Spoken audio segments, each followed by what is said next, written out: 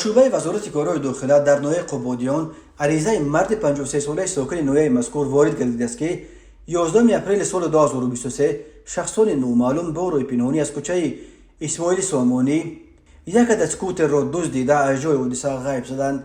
ضرر رسانیده شده 4500 سامانی را تشکیل می‌دهد. هنگام گذراندن چاره‌بینی‌های اپراتیوی جستجویی از جانب کارمندان میلیسیا جوان 25 ساله ناحیه قبادیان همچون گمانبر در صادر نمودن جنایت دزدی دستگیر کرده شد.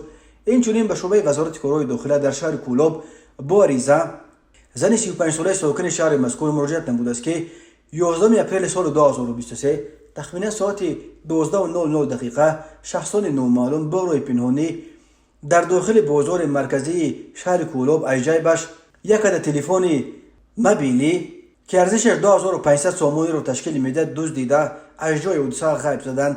هنگام گذراندن چاره‌بینی‌های اپراتیوی جستجویی از جانب کارمندان میلیسیا معاین کرده شد که جنایت مذکور را مرد 36 ساله ساکن همین شهر صادر نموده است.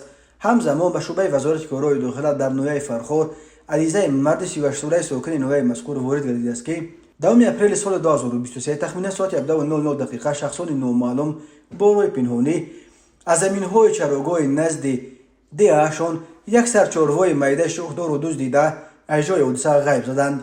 ضرر رسانیده شده 2500 سامانی را تشکیل می‌دهد. هنگام گذراندن چاره‌بینی‌های اپراتیوی جستجویی از جانب کارمندان میلیسیا معاین کرده شد که جنایت مذکور را مرد 34 ساله ساکن امین نویه صادر نموده است.